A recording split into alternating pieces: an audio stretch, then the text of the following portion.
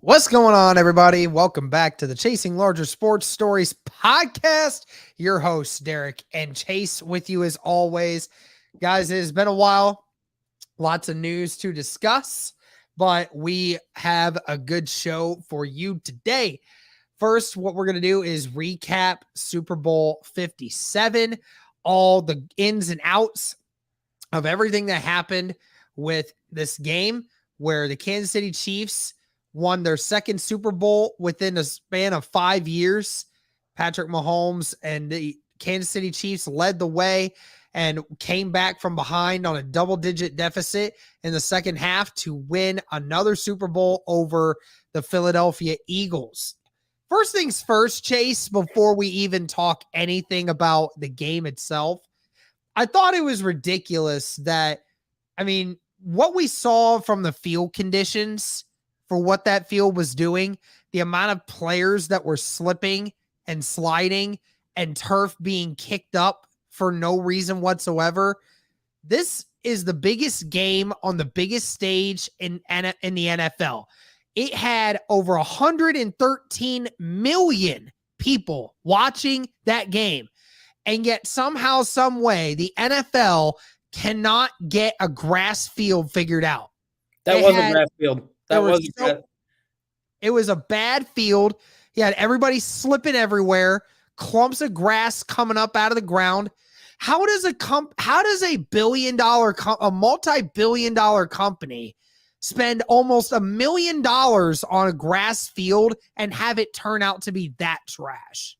Well, according to what they were saying, and, I was looking it up and everything. So they had taken this grass from a local farm and everything, taken seeds, planted it, and, brought it out every single day to air out and to grow for over 2 years. And then they would wheel it back in and have it be played on the field and everything. And this was natural, real grass that was being played on. And yet it was still acting like turf. And they spent $800,000 on this field to make it a grass field. And yet it still didn't work. Yeah, it just is an embarrassment that you could spend nearly $1 million on a field like that for the biggest stage in professional sports, and yet somehow, some way, you're incapable of getting a quality field. I mean, it's just absolutely ridiculous. So that all going off to the side for a second. Chase, Kansas City won it again against all odds. The Philadelphia Eagles were a favorite coming into this game. And, for the good chunk of that first half, it seemed as though they were right, that the Philadelphia Eagles were clearly the better team and were figuring things out. But, when we turned to the second half, the Philadelphia Eagles made mistakes. The Kansas City Chiefs did not. And they were able to pull it out. And Patrick Mahomes, even after being in severe pain going into halftime, just sucked it up and went out there, did it one more time. What was your takeaway from the Super Bowl? Two people from this entire game is this whole takeaway. And I had side bets, just friendly bets going on that the Chiefs would win this game. The Eagles were better at every single position except for tight end and quarterback, and that was the only positions that the Eagles weren't better at than the Chiefs. And I still told everybody that the Chiefs were going to win this game, and they were bringing up the past Super Bowls like, oh, did you not see the Super Bowl with Mahomes and the Buccaneers? And how that defensive line got towards Patty. Yeah, that's what's going to happen. You got 10 guys with 10 sacks, 5 guys with 10 sacks on that defensive line, and they're going to get after Patty. Well, they have the 7th ranked offensive line in the league. They have the best quarterback in the league and the best tight end in the league, not to mention one of the top 3 head coaches in this league. And people were still doubting the Kansas City Chiefs. When you have Patrick Mahomes on your sidelines and you got him running your team out there on the field, you do not count the Chiefs out of any game ever.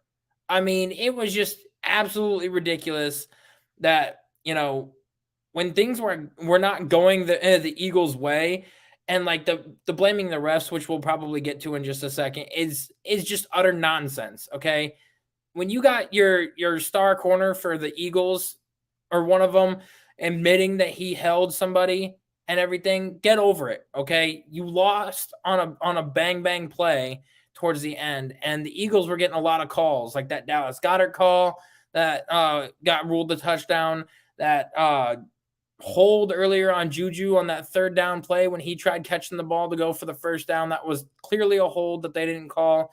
And then that Nick Bolton play where he ended up getting the fumble again and running it in for a touchdown, got called back too. So don't say that the refs were in the Chiefs' pocket when they were clearly favoring the Eagles there for the first half. I just think, like I said, when you got Patrick Mahomes on that sideline and you got Andy Reid on that sideline, you never count the Chiefs out of any game at all.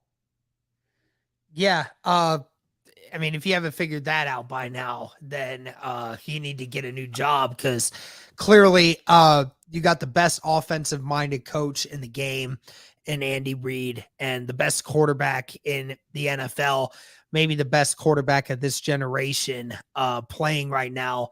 And it was incredible because, again, Philadelphia in the first half was doing everything it wanted, everything.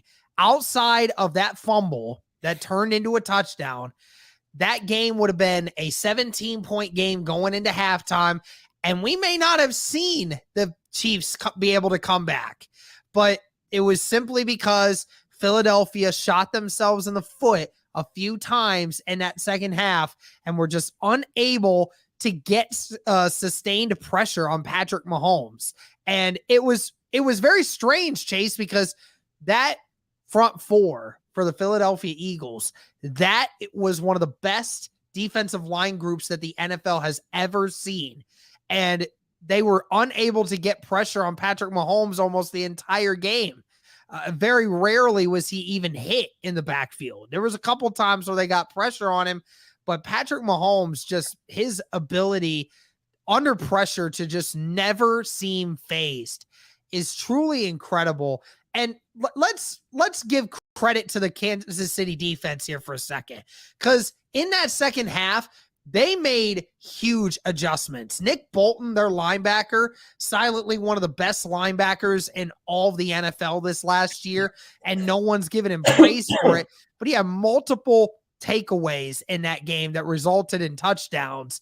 I mean, it wasn't a spectacular performance, but there were a few times that the Kansas City defense was able to capitalize on the Eagles' mistakes, and it really helped them go to win this game in the end.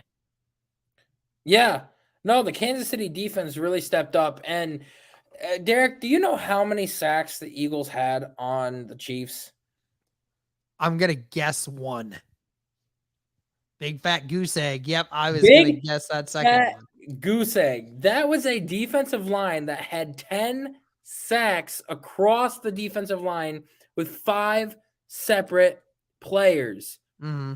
And everybody was questioning this Chiefs O-line. You had Joe Thuney, who is one of the best guards in the league at his position, a 2-time All-Pro. You got Creed Humphrey, one of the best up-and-coming centers in the league, had made his first team All-Pro, and then their other guard made a second team All-Pro. So you got 3 All-Pros from guard, center, and guard combination. Your right tackle's a little iffy, but your left tackle is Orlando Brown Jr., who has solidified himself as a pretty competent, solid left tackle in this league. And they were hearing everybody talk about how good that Eagles front seven was, how good that defense was. And they stepped up to the plate, protected Patrick Mahomes when it mattered the most. And they were able to open up holes for Isaiah Pacheco and Jerick McKinnon. And the Chiefs dominated on the ground game. They had over 100 yards total rushing in that second half on that Eagles defense for the first time all season long. And, everybody's looking at that stat line with Patrick Mahomes like, oh, yeah, he only had 185 yards passing and 3 touchdowns. That's not really that good of a performance in the Super Bowl.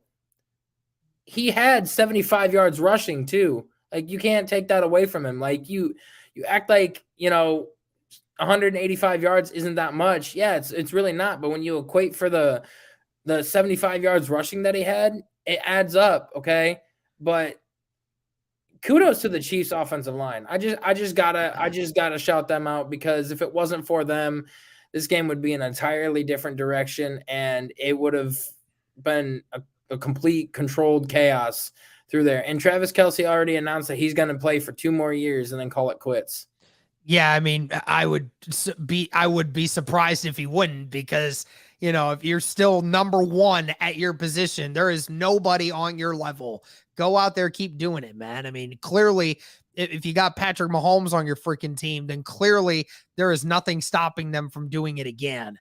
Let's take a quick second, and before we get off the Super Bowl talk, let's talk real quick about Jalen Hurts, because we want to keep talking about Patrick Mahomes and everything else. And of course, Patrick Mahomes is clearly the GOAT of the league right now.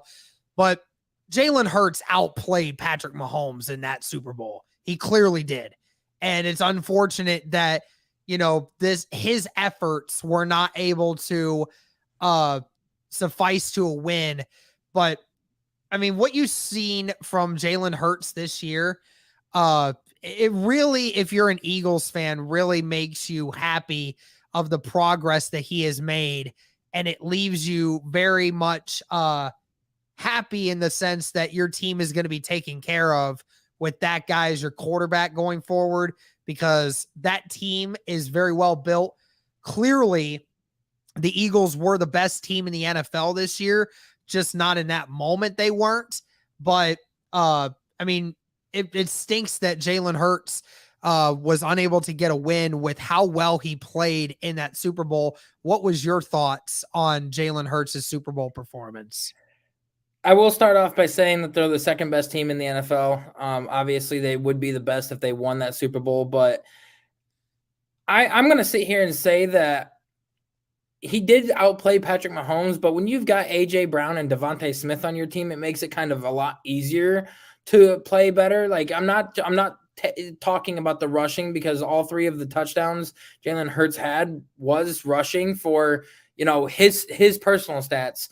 He also had a passing touchdown to A.J. Brown, and I think also one more to Dallas Goedert, if I'm not mistaken. But when you got A.J. Brown and Devontae Smith on your team, it makes it a lot easier to throw for over 300 yards.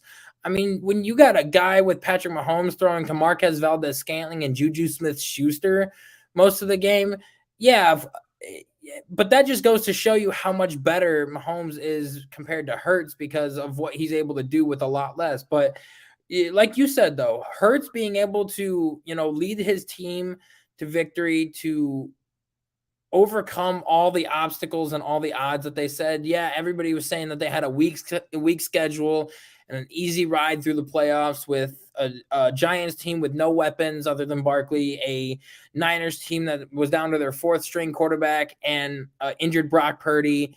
And what would have been if they would have had a healthy starting quarterback? No, Hurts stepped up to the plate, showed everybody that he was a dominant player. And it also goes to show you, like, what is Nick Sirianni going to do now that he lost Shane Steichen and Jonathan Gannon on this team? And are the Eagles going to take a step backwards, or are they going to maintain their position as the best team in the NFC? Yeah, it'll be interesting to see where they go from here. Again, like with his performance, I mean, he was clearly better than any other player out there on the field that day, but it just wasn't enough for the fact that the Chiefs just had a few more answers. Again, I'll disagree with you on the sense that A.J. Brown, Devontae Smith made it easy. If that was the case, then A.J. Brown and Devontae Smith would have done more in this game, when clearly Jalen Hurts was the one that was throwing it all across the field and was getting all the touchdowns mainly by himself. I mean, he was, but A.J. Brown got one of the big crucial touchdowns too. You take that touchdown away, the Chiefs win by Travis Kelce had 2 of them. I mean, Who was the best? I mean, who was the best receiver. skill position player for the Eagles versus the best skill position player for the Chiefs in that game? Clearly, Travis Kelce was way above and beyond better than anything that the Eagles had on that field. Okay, he's a tight end. Those two are wide receivers. That's what I'm saying. He's got better wide receiver talent than what the Chiefs do. And clearly, the Chiefs have way better tight end talent, like way generational better. He's only got one tight end compared to Dallas Goedert and everything, who is not on the level of Travis Kelce. But even still, Marquez Valdes-Scantling is a wide receiver 4 on another team, and Juju is a wide receiver 2 on any other team. You're telling, like, look at what he's throwing with. That just goes to show you that Mahomes was able to dissect the Eagles defense with a number 2 and a number 4 option on the field when AJ and Devontae are both number 1 and number 2. Now, I'll tell you what the problem was. The problem was that the Philadelphia Eagles, who were a top 5 defense in the NFL this year at stopping the run, all of a sudden forgot how to tackle Isaac Pacheco all game long. Like, that dude was running circles around the Eagles defense. I know. I don't know how in the world all season long they've built that presence and just have mauled people at stopping the run, and yet we're unable to even do that in this game. I don't understand it. I don't either. It's baffling. It's shocking. And you got guys like Ndamukong Suh and Fletcher Cox and Javon Hargraves and everything as those run stoppers. And I didn't even hear or see Ndamukong Suh, not even most of the game either. Yep.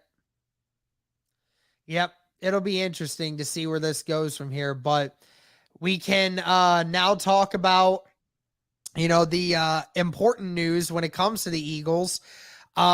Just 2 days after losing the Super Bowl, both of their coordinators are now going to be leaving and going to acquire head coaching jobs elsewhere.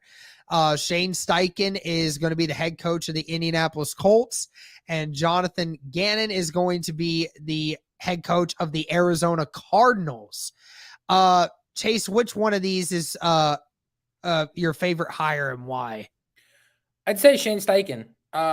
This guy was an offensive coordinator for the Los Angeles Chargers, Justin Herbert's rookie year, and was able to lead him to Offensive Rookie of the Year. He had over 33 touchdowns, almost 4,000 yards with that offense and that team that they had, and then was the Eagles offensive coordinator for the last 2 years and was able to get that offense straightened out. He's inheriting a Colts team that is going for broke when it comes in terms of quarterback this year. And he gets it. And if the Colts make a big splash, like everybody thinks that they're going to, and I'm pretty sure you think that they're going to, and I think that they are, because Ballard's on his last leg in terms of, being the GM for the Colts, because Irsay's tired of his BS with the QBs.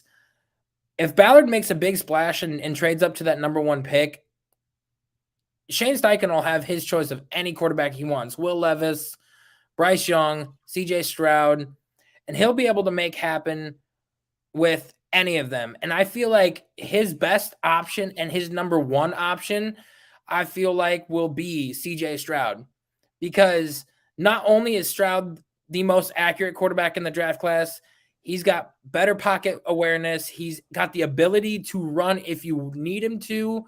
And he's got the football intelligence of a Patrick Mahomes and a Joe Burrow mixed into one, and his arm strength is unreal. So honestly, I think that Shane Steichen, if I'm not mistaken, will probably choose CJ Stroud, but don't be shocked if he goes for a big body Will Levis if somebody trades up for Stroud. But yeah, I think Shane Steichen is the more intriguing hire here than Jonathan Gannon. Yeah, I mean, again, congrats to the Cardinals on getting Jonathan Gannon. That's going to be an interesting dynamic there. I'm not gonna trounce on Gannon, but I thought there could have been some other better options for them. Shane Steichen to the Indianapolis Colts just makes so much sense. I mean, Shane Steichen started his NFL career and started his NFL career as a defensive assistant, but then when he became an offensive assistant, he originally started working with Philip Rivers for many, many years, and then became a coordinator. And then he, went with Herbert, and Herbert just happened to break the all-time rookie touchdown record that year. And then he goes to Philadelphia for 2 years. And then you saw in the span of 2 years, their offense went from a competent offense to one of the best offenses in the league, if not the best one, come the end of the year. So, I mean, the endless possibilities with Shane Steichen is incredible. And when it comes to the quarterback, honestly, Chase, like, all the QBs are on the board now. All of them. I mean, there's not a single quarterback from this draft class that Shane Steichen can't take and be like, yeah, I'm going to make you a stud. Like, I'm going to make a scheme that's going to work for you. And I know that for a fact. I mean, Bryce Young could do it. Bryce Young can do it. Will Levis can do it. Anthony Richardson can do it. Okay. So whichever one that works is going to end up being interesting. And listen, I don't know if you watched Steichen's presser today, but Jim Irsay alluded to the fact that he really wants Bryce Young. So that's a very interesting tidbit that we're going to have to follow. He'll have to trade to the number 1 pick to get. He'd have to trade up to get him. Yeah. So it's leaving the door open for the idea that the Colts are, and I don't know why a lot of people are making this out to be such a bad thing that Irsay said this. Like, if you didn't think that the Colts were going to potentially trade up, then I don't know if you actually knew what you were talking about. Like, they're at number 4 and they need a quarterback. Like, they need to go and find one. So there's always the possibility of doing that. But I'll say this, Eric Bieniemy didn't get a job again as a head coach. We thought for a little bit that the Colts might consider him, but they clearly went with Shane Steichen. Do you think Bieniemy should have ended up in Arizona or somewhere else? I really don't know what is going on with that man, and I don't know if you caught any of the post-game press conferences with the Chiefs, talking to Bieniemy, talking to Reed, talking to Mahomes, talking to Kelsey, talking to all of them. And I already told you this before we started, Derek, that Eric Bieniemy was the one that saw this on film. Not Andy Reid, Eric Bieniemy did. He saw this on film, was watching film on several games from the Eagles this year, and one of the ones that stuck out to him the most was the Philadelphia Eagles game, where Doug Peterson ran a play with Jamal Agnew for the Jacksonville Jaguars, where Agnew was lined up outside as the wide receiver. He would cut across the field like he was running this a sweep. CJ Gardner-Johnson was cutting back, getting ready to pick him up, and then Jamal Agnew just cut back to the right side, caught the ball, and ran it upfield for the touchdown. What did Eric Bieniemy do? He goes to Andy Reid, talks about that play. He says, put it in the playbook. We're going to run this in the Super Bowl. And what did they do? They saw that same exact look, man-to-man coverage, ran that same exact play, and had the same exact success. And the fact that Eric Bieniemy was the guy that spotted this and pointed this out to Andy Reid was beyond me. And the fact that this guy is one of the best offensive minds in football. Andy Reid has been talking this guy up for years. Patrick Mahomes said that if he does not get a job by next year, that is absolutely blasphemous. And Travis Kelce and your offensive linemen are even saying this guy should already be a head coach. He is one of the most vocal leaders in the locker room. He brings everybody together, and he comes up with the most diabolical offensive plays that you can think of in terms of trick plays that you need out there. And the fact that this man doesn't have a coaching job is beyond me, Derek. I really don't understand why. Yeah, it's so, I don't know what he is. Like, I don't know what is going on that makes it to where he gets tossed away every time. And when you got all of your players and all of your coaching staff vouching for this guy, including Andy Reid and including your offensive linemen. Offensive linemen have no say or usually stay quiet in terms of how much their head or how much their coordinators should be coaches. Offensive linemen don't usually say anything. But when you've got your offensive line and even your defense stepping up and talking about Eric Bieniemy, that's got to tell you something that this guy should be a coordinator somewhere, and he's not. Yeah, it's just one of those situations where the way he interviews, it's gotta turn some people off. Either there's a vendetta against him, or there is a serious reason that the Chiefs just don't know about, that he is just not a good interviewer. Maybe it's because he's black. I would love to think that's the case, but I don't think it is. I mean, I just don't think it is. But at the end of the day, I mean, I know a lot of people that will deem it that way. I don't know. I don't know what is going to actually happen. I don't know if he's ever going to get one, dude, because his name keeps going around it every single season, every single time that the coaching hire situation comes around. He's always got his name thrown in something, but he just never gets the opportunity. I don't know. I don't know what it is. I mean, he interviewed with the Indianapolis Colts that first time. He never actually got a second interview, but he did interview that first time, and everything seemed to have went really well. So I don't know. I really don't know. I would love to hear from Bieniemy himself on why he feels like he's not getting an opportunity. I would love to hear that from him. Watch the post game press conference with him and or with Eric Bieniemy and the people from ESPN. It's a fascinating story. But if the Browns end up firing Stefanski next year, I either want Ben Johnson or Eric Bieniemy. Okay. Yeah, that makes sense. All right. Well, let's move on then. We'll talk about some players here, some quarterbacks now. We have some quarterback news. And then we'll get into some more coaching news here in a little bit. Let's talk about Lamar. You and I talked about it, Chase, already a little bit with him getting the franchise tag. And it sounds like, again, that the Baltimore Ravens and Lamar Jackson are way off on their guaranteed money.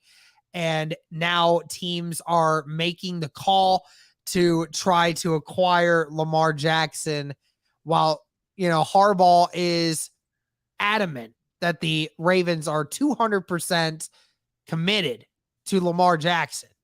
But yet it doesn't sound like they are when there's $100 million in guaranteed money difference between the two.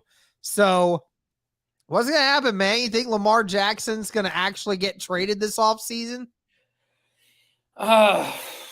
It's tough to say. I mean, a hot take here. I've said this time and time again. He's not worth the guaranteed money because he keeps getting injured every single year. Like, they want to pay him.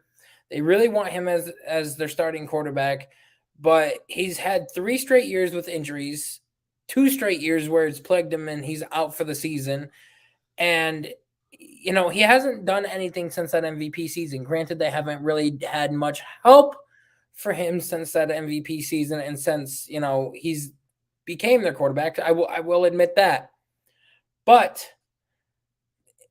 you can't expect to have 200 and something fully guaranteed $1 million when you keep getting injured and you're off the field, and what's to keep them or keep him on the field after he gets paid? Like, he could get paid and he could miss 10, 11 games next season with another major injury. And now the Ravens are sitting here with that dead cap hit, paying him the $200 million fully guaranteed, and he's riding the bench for the rest of the season. I think that's why they're off on this money. I think that's why they're scared and they haven't pulled the trigger yet. And ultimately, I think that for the right price, anybody can be traded except for about 4 guys in this league, and that's Joe Burrow, Patrick Mahomes, Josh Allen, and, maybe even Trevor Lawrence. I think that those 4 guys are untouchable right now for their organizations. I think that the Ravens right now have a young nucleus of players. They've got a great young defensive core. They just signed Roquan Smith. They could reset the market and keep all their money if they started off with a younger quarterback. They could get in some good offensive weapons in there, get a good young quarterback in there, reset the contract, and have a chance to compete for the next few years. But I'm telling you, nobody wants to pay a quarterback that doesn't stay on the field for very long, has not produced, and gets bounced in the first round every single year that he's in the playoffs. I'm sorry, he might get traded. Yeah, I mean, I know there's a team out there that's going to give him that guaranteed money. There's somebody out there that will. Oh, the Jets And will, 100%. think the Jets would be that team to do that? Dude, the Jets have already said that they are all in on Aaron Rodgers. The Packers have said that they want 2 first-round picks, a third-round pick for 2023, and a fifth-round pick for 2024.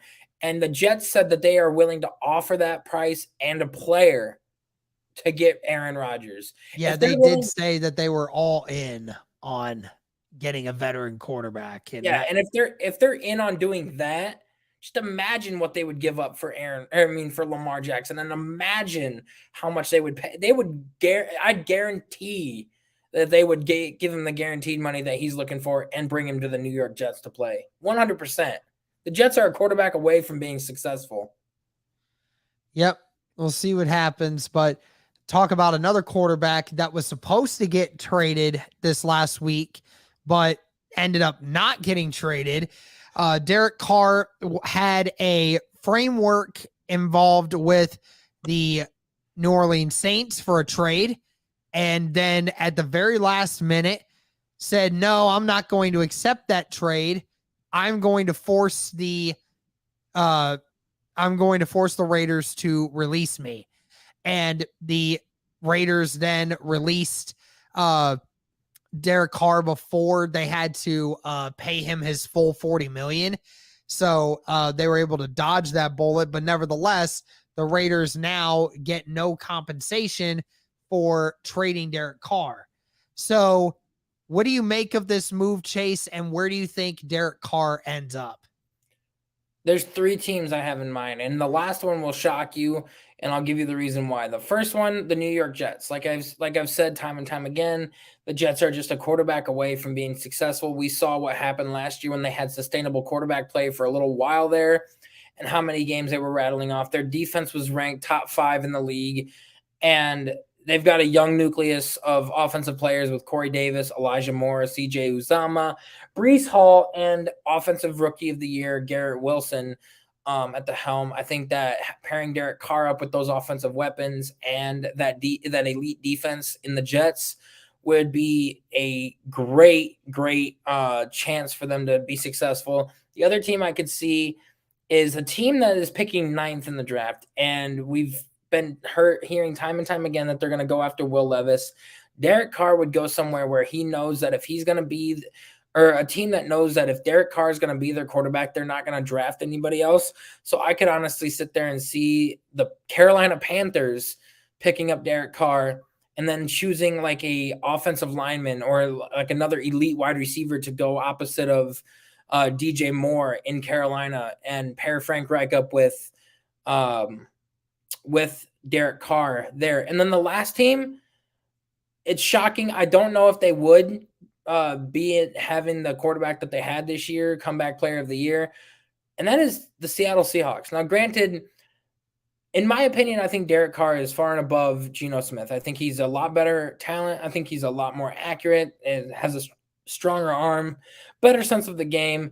And I think that if you upgrade the Seattle Seahawks with Derek Carr, you could probably get him on a cheaper deal than what you would with Geno Smith. And not to mention, DK Metcalf, Kenneth Walker, Tyler Lockett, and you've got the 5th pick and the 20-something pick to be able to pick whatever you want via offensive line, via defense, whatever it may be. Derek Carr getting on that Seahawks team would be lethal and deadly. I think those are the 3 destinations that he could go to, and number 1 destination being the Jets at this point in time. Well, it definitely makes it a lot easier for Derek Carr in regards to this, and especially since because of the time of his release, he actually has the opportunity to now speak with teams currently rather than having to wait. So now it makes it even easier for him to now be able to make that decision. So be really cool for us to see that. And of course, we got to talk about Aaron Rodgers. He's currently in his his dark descent or whatever the heck it's called, where he's basically in a room all by himself for 4 days in a dark room, not talking to anybody, not really doing anything, just kind of having a just a epitome of anything and everything. Mr. Convicted of or pleaded guilty to a sexually oriented child victim offense. I didn't do it. I didn't do it. It was me. Anyways, what do you think is going to happen, man? You think he's going to retire? I've heard people talk about him wanting to potentially retire after this year is over. What do you say about that? I don't think so. I think that he's ultimately either going to come back to the Packers, and if they truly don't believe in him and they want to go with Jordan Love and see what he's got and like free up $40 million in cap space, they'll trade him somewhere, and he'll have his choice of the Raiders, the Jets, the Panthers, or whoever he deems is worthy enough to go to that he could compete for a Super Bowl next year. Maybe even the Vikings. Could we see Kirk Cousins be traded and Aaron Rodgers be released? I mean, Kirk Cousins be released and the Vikings pick up Aaron Rodgers? What a smack to the face that would be for the Green Bay Packers organization. Aaron Rodgers pulling a Brett Favre, going to the Minnesota Vikings, and then taking that team all the way to the Super Bowl next year. What a smack to the face that would be if we saw that happen. And I guarantee Kwesi Adolfo-Mensah would make that happen. I guarantee the Packers, they wouldn't want to see it. They would not, being an in-division rival. But, we've seen in-division trades happen via TJ Hawkinson to the Minnesota Vikings and so on and so forth. So it's not out of the ordinary. It's highly unlikely unless the Vikings give them an offer they can't refuse. But, I ultimately think he's going to be traded. Think so? All right. Yeah. What do you think? Right. I don't know. I definitely think if he's going to continue to play, he's going to get traded somewhere. I personally think he's going to get traded to the Raiders. Me personally. I think that because I think that Rodgers said that he would be willing to take less money on a deal to get the right kind of deal for the team. And of course, being able to be paired with Davante Adams again probably would feel very great for Aaron Rodgers, having someone around him that he's very familiar with. So I definitely think that could be something for him. And I think the Jets might have a greater deal of the latter when it comes to a willingness to go different places with a trade. So I don't know if they'd be willing to give up so much for Aaron Rodgers versus a couple other guys on the list. So be very interesting to say the least. I mean, the Raiders, it's an interesting situation there. It's an interesting dilemma. Yeah. He's got great chemistry with Davante Adams. They've got a good offensive nucleus there. It's just you look at that defense and it is decimated. They were ranked 31st in the league defensively in a lot of statistical categories. And Aaron is in the back half of his career where he knows that he's going to want to compete for a Super Bowl. If he goes to the AFC, he's going to be leading a stacked AFC conference and everything, and he knows that he's going to have a lot of people that he's going to have to go through and hoops that he's going to have to jump through. I think that if he's going to go to a team in the AFC, it's got to be one that is damn near complete or ready to ride out for a big victory. And one team that I completely and utterly forgot about is, Eric, don't be on the lookout for the Miami Dolphins. Be on the lookout for the Miami Dolphins, especially with Tua having 3 concussions, with how built that team is offensively and defensively, getting Vic Fangio as their DC, making the defensive upgrades that they have, and being able to add to that roster. Don't be shocked if the Dolphins put all their chips in one basket and go after Aaron Rodgers, especially with, having him in that division, and they could possibly win that division next year and even possibly be the number 1 seed in the AFC if that's the case. Yeah, that could definitely be the case. Not going to question that. It just depends on what the Dolphins feel going forward with that. Hold on. They don't have first round picks, so it's going to be very difficult to figure out what they're going to do, because they had 2 of them. They gave one of them to the Broncos in the Bradley Chubb trade, and then the Broncos gave it to the Saints, and then the other one that they forfeited. So it's going to be very interesting to see what's going to happen there. But there's one other quarterback I want to talk about that I completely forgot until now, and that is, what is your thoughts on Ron Rivera naming Sam Howell the quarterback right now before the season even starts? Well, I mean, I think that when you look at it from all perspectives, I think it makes sense. Carson Wentz clearly wasn't getting you where you felt like that you could go. Taylor Heineke, while Taylor Heineke might be a serviceable quarterback, his ceiling is not very high. It's enough. Oh, of course. Hi, Cody. Anyways, but Taylor Heineke's ceiling is not very high.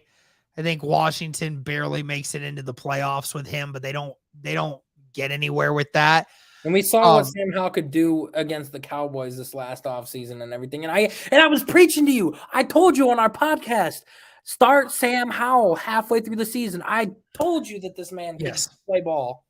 I think that well, and we'll see what Washington ends up doing. If they actually are going to stick with Sam Howell, I don't think that they really have much of a choice, because of the fact that they're under contract still with Carson Wentz and a couple other things. I mean, unless they just completely clean house, that might just have to be their solution for right now. Unless they we'll just have to see what happens with that in the end. But I think the one last thing we can talk about, and that is the other news from Sean Payton. He was actually speaking with the media the other day, and they informed him of Russell Wilson's.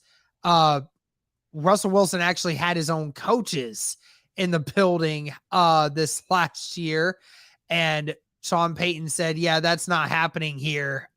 We have our coaches, and he'll play with whoever we have." And I mean, Chase, listen, I don't want to be devil's advocate on a bunch of people, because Russell Wilson is, clearly a good person. But I mean, I think the more this year has dragged out has kind of just shown you just how bad of a teammate he actually is. Like, when it comes to everything. I mean, you had all these former Seattle Seahawks players talking trash about him. Clearly, the guys on the football field didn't have a lot of respect for him. He clearly wasn't very good. And now we're finding out he had his own coaches. Like, he had his own dudes. In the building.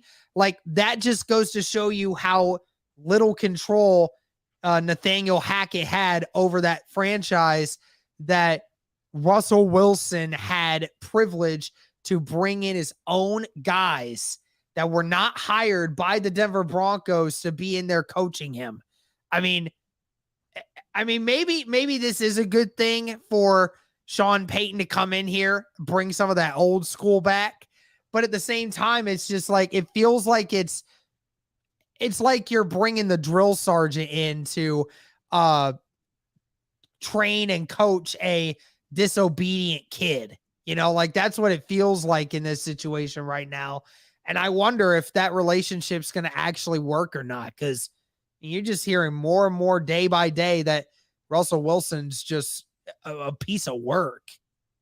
Yeah, and I don't know. I feel like Sean Payton is the right coach for the job, getting this train back on track. Obviously, he knew going into the interview process, knew when taking on the job what he was going to be getting and what he was going to be dealing with Russell Wilson, because signing a 5-year contract, Russell Wilson signing a 5-year contract and everything, he knew what he was getting into, and he knew that he was going to have to get him back on track and playing, to his former self and everything. And he knew that if he wanted this job, he was going to have to come in here and be like, all right, I can fix this guy. I can, step up and, make it better and everything. And, if he didn't think that he could, and he didn't think that, he could make things right with this Denver Broncos team, not just Russell Wilson, but everybody, and make it to where Russell actually, gets the trusts in his teammates and other coaches and everything again, then he would not have taken this job. He really wouldn't have. And I keep telling everybody, that was Sean Payton really worth a first-round pick? Abso-freaking-lutely he was. He was one of the better coaches in the league. He led one of the highest scoring offenses in the league. And his last year with the Saints, he went 9-8 and made it to the playoffs with a revolving door of 4 different quarterbacks, including Ian Book as a rookie, winning 2 games for them. I mean, this is a man that knows what he's doing.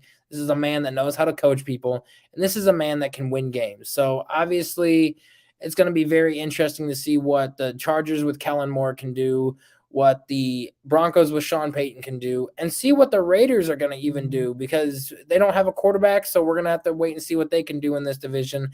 I think that this division next year is going to be what everybody thought it would be this year. Yeah, I mean, we'll just have to see. I don't know how I feel about that relationship going forward, but we will just end up having to see.